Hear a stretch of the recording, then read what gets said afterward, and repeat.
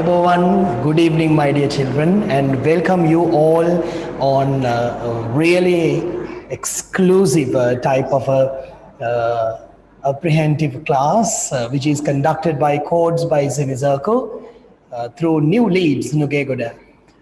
And welcome you all for our English medium science, grade 10. 2021 with Vimukthi Akalanka. So let me explain about myself to you. Most probably you haven't been recognizing me as a noble character. So my name is Vimukthi Akalanka and I'm here around 12 years with holding 12 years experience with English medium science, of course. So today is our inaugural day and we are going to introduce you the greatest collaboration on grade 10 English medium science syllabus, my dear.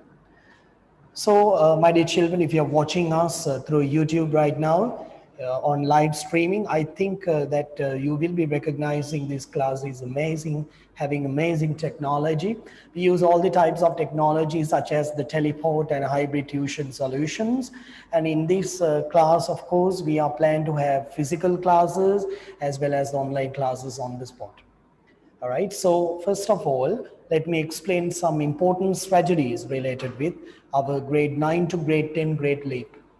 So year 2020 was not really good for everybody who loved learning something by going physical classes, but everybody have a kind of a suddenly changed into the online or cyber education. Now the cyber education have been accompanied with the different types of strategies. Anyhow, you have completed your sophisticated grade 9 English medium science session.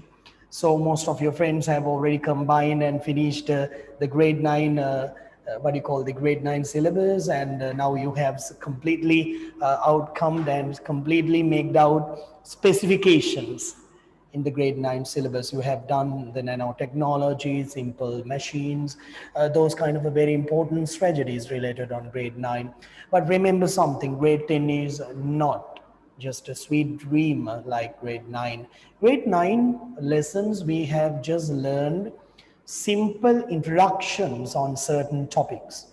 We never learn them deeply. But in our grade 10 syllabus, my dear, we are going to learn these things in a deep motion. So most of them, we should remember our syllabus is composed with different strategies, right? So let me share the syllabus with you. When I'm sharing the syllabus with you, of course, I need to concentrate on the sharing screen. I'm going to share you this important text, of course, from the text book.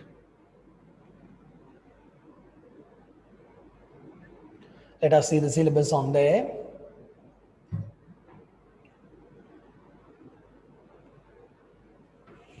The textbook is composing with the first part.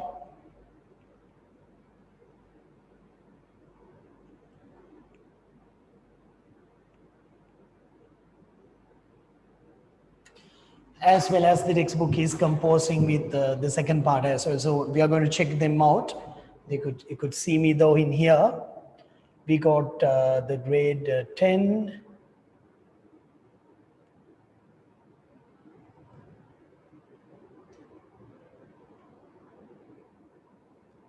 Just a minute.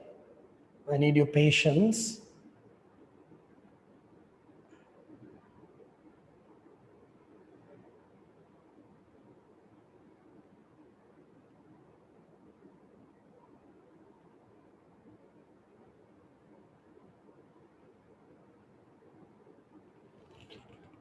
Just give me a second whether it's going to be open as quick as possible. I think it's going to be open as quick as possible.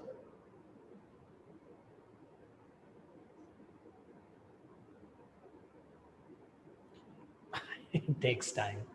But while it is loading, let me explain you, my dear children, like grade 10 is composing with the two parts, right? The first part is composing with biology, chemistry, and physics parts, as well as the second part is composing the same strategies, but in a different maneuvers. So I'm going to discuss about these lessons each one by one. So initiatively, we could start the chemical basis of life, which is the first lesson, of course. So let me take the first.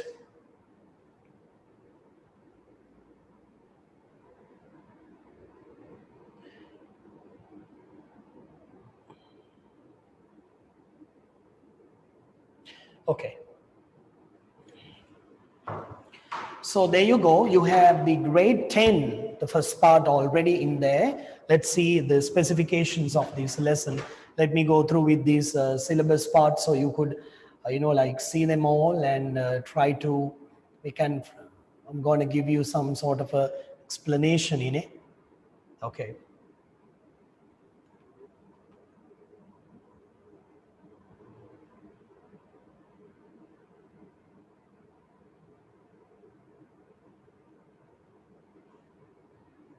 Great. Hi, I'm back again. Listen.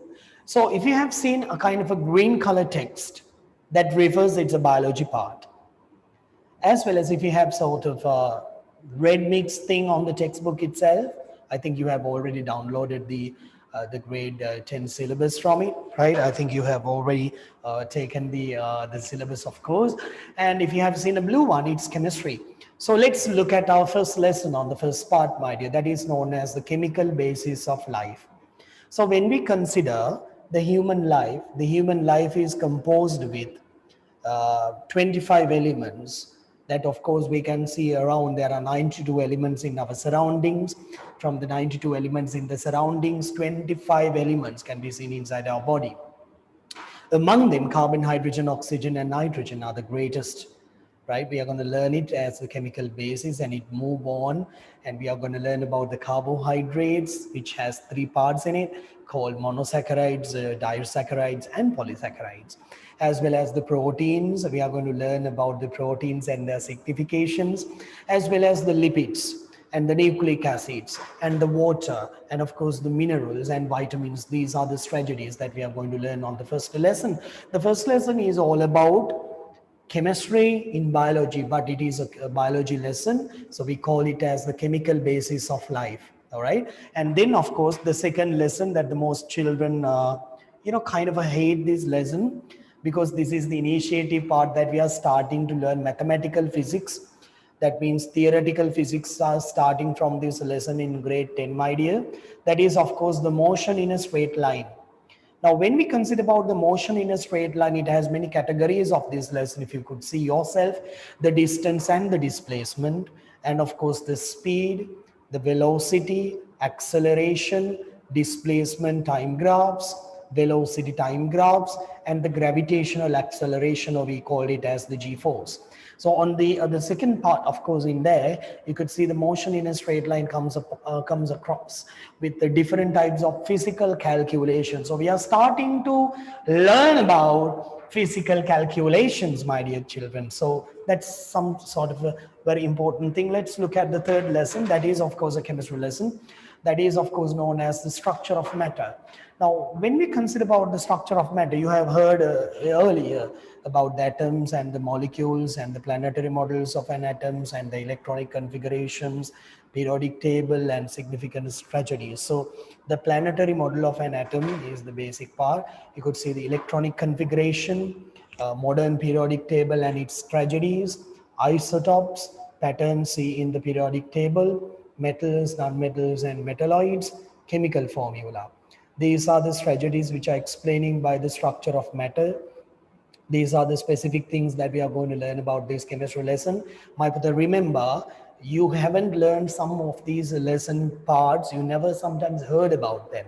So this is a great chance to learn on your syllabus. It seems to be not that easy. I told you from the earlier session, when we are starting this tragedy, when we are starting this syllabus, we felt that it's not just like the grade 9.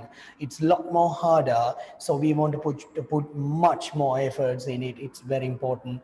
And the planetary model of an atom, we are going to discuss about it, electronic configurations and the specifications of the electronic configurations, what are the specific things on the modern periodic table, what are the types of isotopes concepts that we are going to learn, and how does what are the patterns that we could see on the periodic table, what are the metals, non-metals, or the metalloids, and specifically how can we apply the chemical formula in certain materials. That's a quite interesting thing. I really support that. So let's move into the next lessons that I'm going to give a certain explanation. If you wonder where just the physics gone, there you are. The Newton's laws of motion is there, which explains the nature of the force and its effects, as well as the momentum is explained with the mass and the weight. The specifications of mass, what are the differences of the mass with the weight, what's the significant features or the equations that we can apply. So I told you, in grade 10 physics, it's most probably writtenable, correctable, and standable mathematical sums. This is fun, this is important, of course. And next one is the fifth lesson that we call upon as the friction. So in friction, we are going to learn about the nature of the friction and the static, limiting, and the dynamic states of the frictional forces, and specifically the factors which are affecting the limiting frictional force, and the practical applications of the forces. So we got back-to-back 4 and 5 lessons comes all together with back-to-back with physics lessons, my dear. And of course, let's look at the 6th lesson and the 7th lesson. 6th lesson have been broken up your boringness on biology. It is the 6th one. It's a biology lesson which explains quite really nice things like structure and the functions of the plant and the animal cells. And it explains what are the basic units of life. What is the concept of the cell? Actually, what is the concept of a cell? That's what you are going to learn very quickly. And the structure of the different types of cells. And you know, like even in a cell, just like our body, there are particular parts which acts like our body parts, such as just like our brain, the nucleus is working, just like your lungs, the mitochondria is working. All right. So just like that, we call them as cellular organelles. So we are going to learn what are the cellular organelles inside a cell. Even a cell have interior structure. Can you believe? Yes, it is there. And then of course we are learning the structure of the cell and the specifications of the cell in it. And of course the cell growth and the cell division, that's our next important thing that we are going to learn, my dear. And that's the end of the 6th lesson on the biology. And we are moving for a perfecto chemistry lesson that's called quantification of elements and the compounds. In quantification of elements and compounds, we are learning something very important. We are going to learn some values which goes with relative. So we are going to learn certain values which goes with relative atomic mass. We are going to learn some stuff like goes with relative molecular mass. And we're going to learn about the Avogadro constant and the concept of mole. These are the significant things that we are going to learn about the chemistry part on the 7th lesson. Lucky number 7, the lesson number 7, which explains on them. Move again on the 8th lesson. It explains about the characteristics of organisms. You already know. If we say so about the characteristics of organism, how can I say that Akalanka sir, you and your laptop, who is the living and who is not living? So you may say, okay, there are many features that you are a living organism, your laptop does not. It's simple as that. You just remember Mrs. Green. Just remember your neighbor auntie's name is Mrs. Green. How can you spell Mrs. Green, my dear? M-R-S-G-R-E-N. Mrs. Green. So M is standing for the movement, R is standing for the respiration, S is standing for sensitivity, G is standing for growth, R is standing for reproduction, E is standing for excretion, and N is standing for nutrition. So these are the specific living characteristics, easy method to remember, if I say so. So the characteristics of organisms, you are going to learn the cellular organization. The cell has been arranged into a complex human body, a complex animal body, or complex plant body. That means cells cooperated together and producing a tissue. Tissues cooperating together and produces an organ. Organ computes together and making organ system. Lots of organ systems compromising together and producing up what? The organism, which is complicated human body. And of course the nutrition, you're going to learn about the respiration, nutrition, and of course the irritability and the coordination, excretion, movement, reproduction, growth and the development. These are the resultant that we are going to learn. And of course, the 9th lesson, which is a physics lesson, darling, that's called the resultant force. That's called what, my puti? Resultant force. In resultant force, we are going to learn the resultant of several forces, the resultant of two collinear forces, the resultant of two parallel forces, and the resultant of two inclined forces. It's a very complicated type of a physics part. Seems to be very small lesson. Some even just skip this lesson, but this is so much cool when we consider about its practical sections. If you have just seen here and there, you could see all the resultant force of many typical things when you have learned this lesson. If you hate physics, it's time to change to convert you lovable on physics. You know, I can do it if you're helping me though, okay? And then the chemistry lesson that goes with the chemistry, with the chemical bonds, ladies and gentlemen.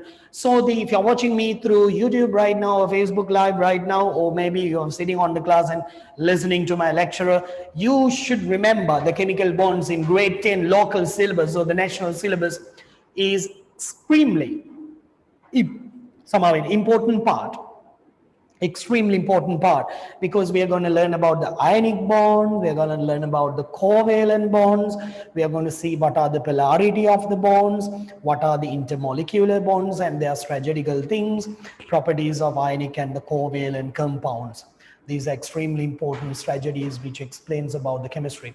So let's move on in the 11th and the 12th lessons on physics. You could see the 11th one, turning effect of a force. The turning effect of a force is explaining the moment and the couple of forces. The turning effect of force is explaining about the moment and the couple of forces, my dear. This is extremely nice. And then of course the 12th lesson, equilibrium of forces, that is our first part. Equilibrium force is a physics lesson. So basically equilibrium means comes together certain thing which comes together with differentiations of the forces. So the introduction of equilibrium of forces and how does the different strategies related with the forces. So that's the first part. The first part is composing. Can you believe that? 12 lessons in there, right? 12 lessons. So let me go for our beautiful second part, my dear. I'm going to give you a proper explanation related with it.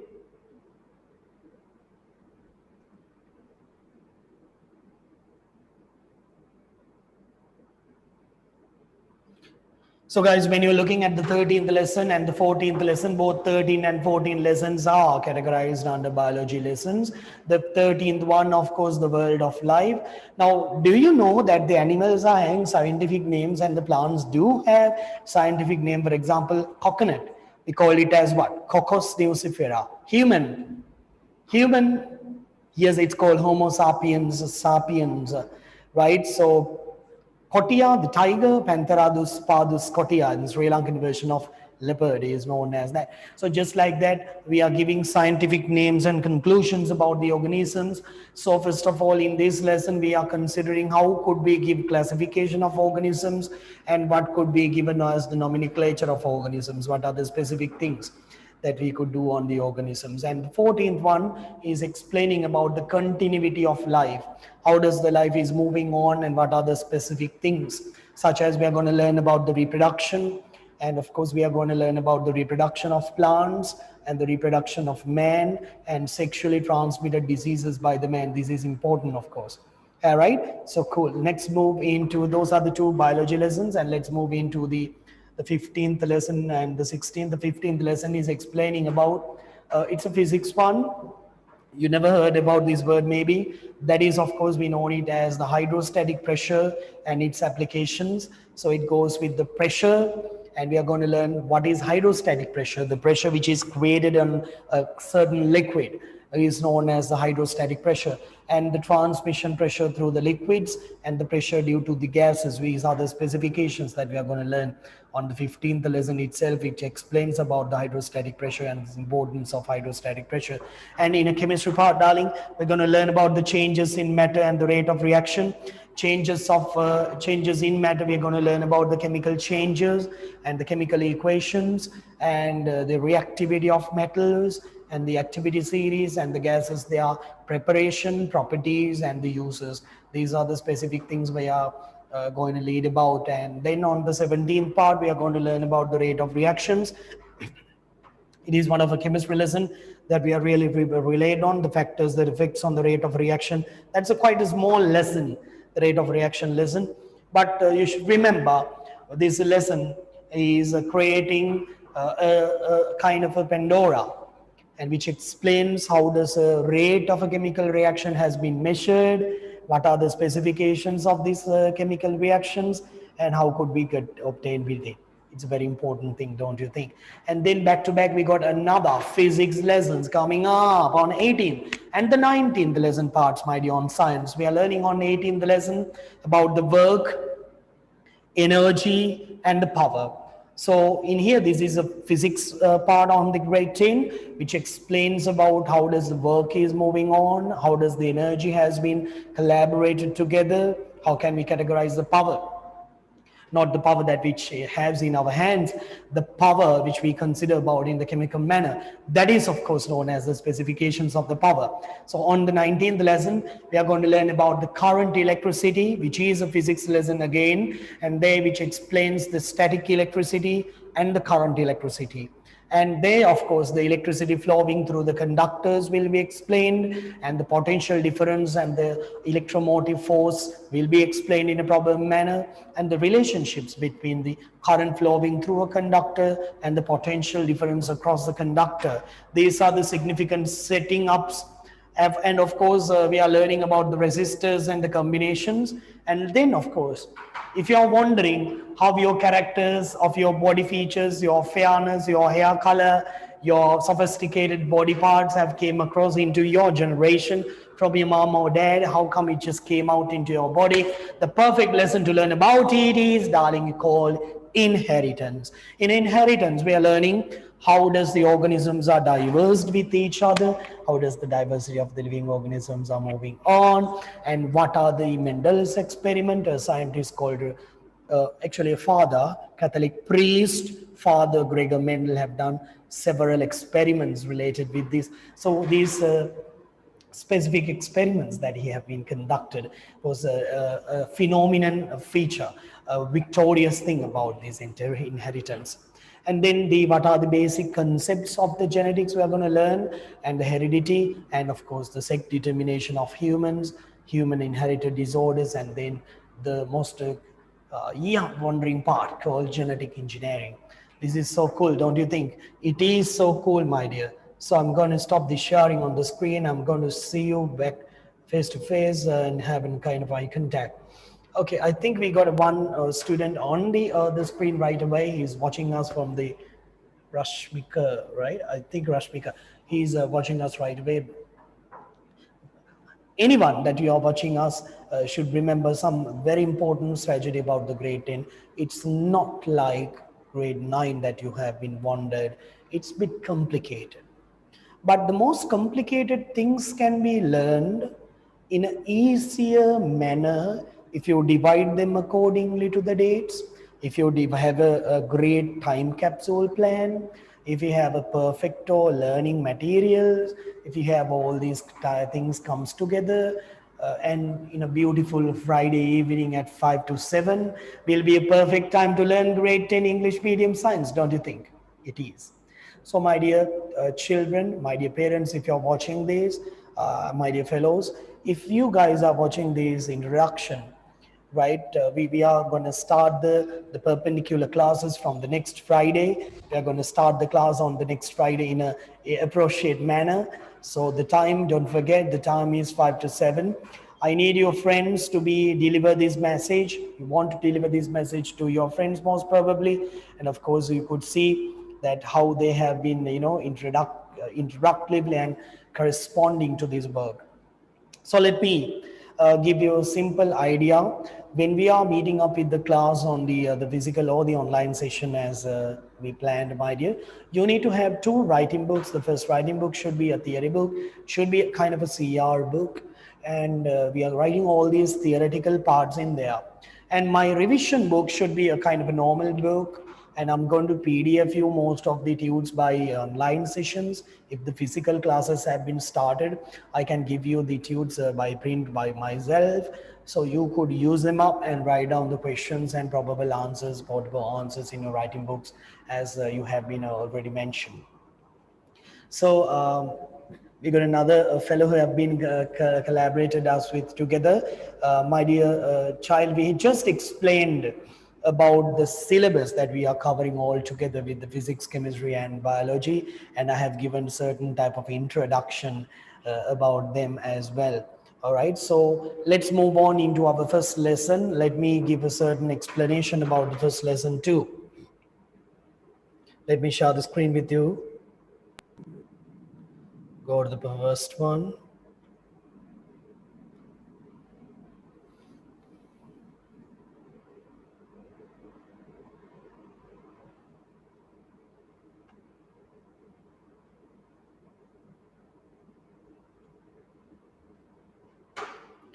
So let me give certain explanation about the first lesson that we are planning to do today. After this explanation, I would like to quit for today on our session. Then we can move on into the next session on the next week. So the first one, the first lesson I told you, it's a kind of a collaboration with chemistry and biology, but biology wins at the last. So it's a biology lesson called Chemical Basis of Life. Now just imagine me. Now one day I'm gonna die. Who knows, right? You're gonna die, I'm gonna die. Everybody gonna die. But when I die, if someone has burned my dead body, and if that person could collect at last is the, yes, of course, sort of a carbon. Not sort of a carbon, of course. My body is composing certain amount of carbon in my body, and that carbon will be remaining with my dead body, and all other compounds will be fall away. So remember, all our living organisms' bodies have been accommodated with certain elements in them. According to the periodic table, there are nearly 120 elements nearly have been found by the periodic table. Some are in the moon, some are in the Mars, some are in the atmosphere, some are in the sky, some are in the earth. And basically there are 95 elements which are basically that we can find from the earth. Among these 95 elements that we can see from the earth, my dear, 25 of these elements can be seen inside human body. All right, 25 of them can be seen from the human body. So that's what I'm going to teach you that. Look more from here. So even in the textbook, it says there's only about 25 elements in the living body out of 92 elements found in the nature. So most probably we could see inside our body what are the significant characters, what are the significant elements that we can see from our body. The significant characters that we can see from our body, that some elements can be seen in large amounts, large quantities. Some elements can be seen in smaller quantities. Some elements can be seen in certain type of smaller quantities, such as carbon, hydrogen, oxygen, nitrogen. These are the major elements that we can see upon in the body. But when we consider like realistically, if you consider about the major elements and their strategies of these elements, several different types of elements can be seen, such as sulfur, all right, nitrogen, phosphorus, calcium, magnesium, iron, silicon, zinc. These are the specific types of elements that we can see in our body. So majoritically, the large content of our body is composing carbon, hydrogen, oxygen, and nitrogen. It is a specific thing. So of course, when these carbon, hydrogen, oxygen, nitrogen elementaries are present, these elementaries have been collaborated together and producing larger molecules. These larger molecules are known as carbohydrates, proteins, amino acids, glycophosphates, phosphates, lipids, fatty acids, and glycerol. So we are going to learn what are these things in separate manner and what are the specifications of them in separate manner. So I'm really love to share you a certain type of a table which is in your textbook, and most probably most people doesn't even care, bother to consider about this table. I need to explain this table to you. Then I'm going to finish up the session. Ladies and gentlemen, look here. Now, if you're considering about certain elements which can be seen in our body, right? You could see the highest percentage which composed in this body is 65% of oxygen. So 65% of percentage of oxygen is composed in all fluids, tissues, bones, and even proteins are consisting oxygen. So 65% of the body mass is composed with oxygen. Oh, you thought about 65% is about carbon, is it? Not more than that. Carbon is having 18%, oxygen is like 65%. So carbon, of course, is 18%. Therefore, I told you that even when I'm dying, my dead body could be refabricated with a certain type of dust in there, and it could create carbon soot particles. Carbon soot particles can be seen everywhere in the body. So carbon is present anywhere in your body. It's behind your neck, behind your hair. It's all about in your hair and your skin and everything. So carbon everywhere. Hey, ain't that cool? Yeah. And when we consider about hydrogen, hydrogen is nearly around 10% of our total body. It consisting all fluids, all the types of tissues, all the types of bones, all the types of proteins too. But except that nitrogen is 3%, have all fluids, tissues, and proteins. But beware, nitrogen cannot be seen in your bones. Calcium 1.5 in your specific human organs such as your brain, your lungs, your kidneys, your liver, your heart, your thyroid gland, your muscles, and your bones. Calcium 1.5% can be seen inside your body, can be seen inside your body as a certain amount, 1.5% in that core. So try to eat some most of these halmeso thing. It improves your calcium levels in your body. We are discussing this later. And phosphorus is around 1% goes in your urine and can be seen on the bones. Potassium around 0.35% can be seen in enzymes. Sulfur is around 0.25%, can be seen on the protein structures. Sodium is around 0.15% on the fluids.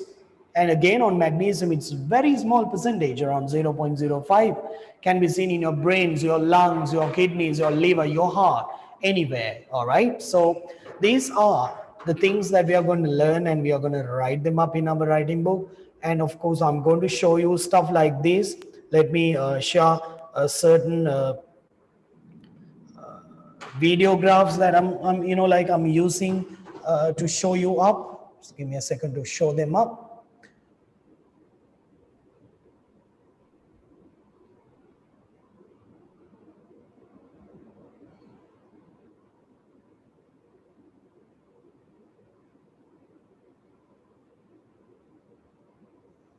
Each and every lesson that we are composed with different types of things. In this lesson, we are going to learn about different types of food tests. So we are going to see what are the specifications of these food tests, what are the important strategies that we can live on the food test and all, right? So the most cool thing, let me show you some cool thing about grade 10 classification. It's certain things about animal classification.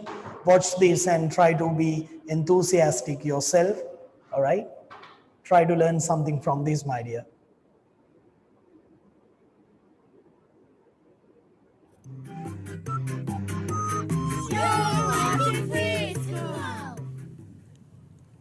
The world is full of many different types of animals. Some swim, some fly, some breathe air, and some breathe underwater. Some have skeletons, and others don't. To help us understand the differences between the animals in our world, scientists classify or sort animals into different groups that share important characteristics. The two largest groups of animals are vertebrates and invertebrates. Vertebrates are animals that have spines or backbones. Invertebrates are animals that do not have backbones. Most of the animals in the world are invertebrates. Some examples of invertebrates are octopus and squid, insects, arachnids, starfish and sea urchins, jellyfish, crabs and lobsters, clams, and many more creatures. On land, most invertebrates are fairly small, but in the water, they may grow to much larger sizes, as the water will support them even without a skeleton. Vertebrates make up less than 5% of all animal species on Earth, but if I asked you to think of an animal, you would probably choose a vertebrate. Vertebrates are divided into different classes or groups. Several of these classes are specific types of fish. For example, jawless fish, like lampreys and hagfish, and cartilaginous fish, like sharks and rays. For simplicity's sake, these other classes are usually lumped together with bony fish and just called fish. The 4 remaining classes of vertebrates will all be very familiar: amphibians, reptiles, birds, and mammals. Let's look at the characteristics that make an animal a fish. Fish live in the water, and they can breathe underwater. They use gills, not lungs, to get oxygen from the water around them. Fish have scales and fins. They are cold-blooded, which means that they cannot control their own body temperature, which changes based on the temperature of the environment around them. Most fish also lay eggs. Amphibians are a group of animals that include frogs, toads, newts, salamanders, and more. Amphibians, like fish, are cold-blooded. Unlike fish, amphibians can live on land and in the water, and have smooth, moist skin. Amphibians lay their delicate jelly-covered eggs in the water.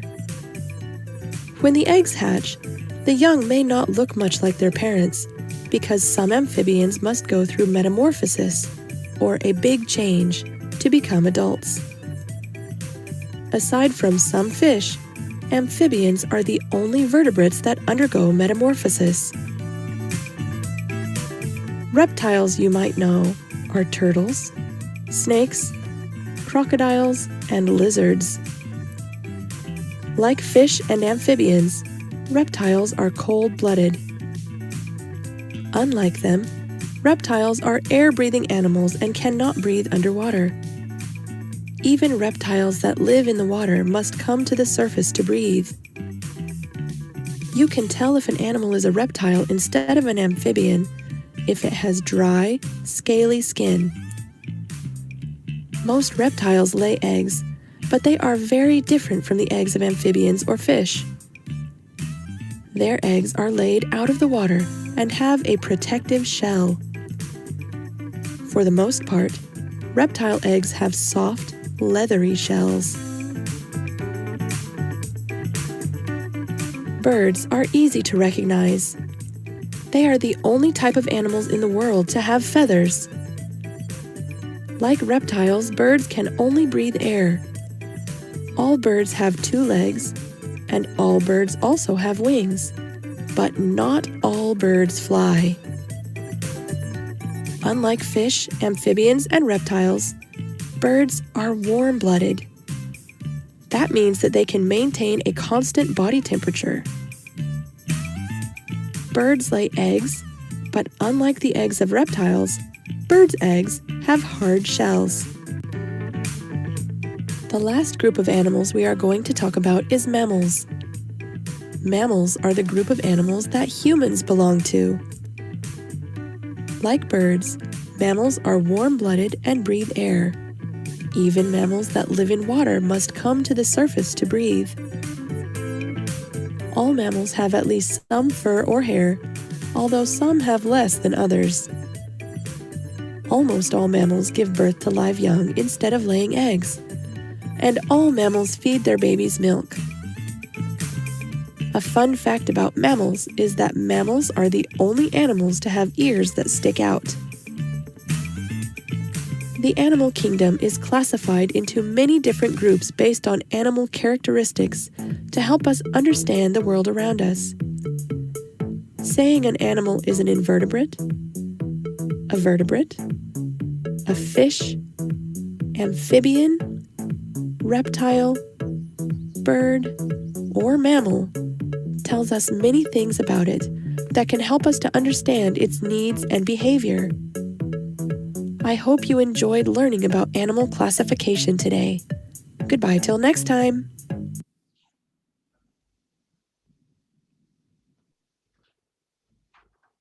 So I wanted that you have already seen how does the animal classification and how does the introduction goes for grade 10 on animal classification.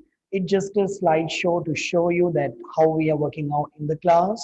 We are using the most ultimate technology as well as most important slides to show you. And actually, it's like feeding you with the total type of theoretical things. So I wish that we got two friends right now on the class session. I'm going to finish the introduction right away, my dear.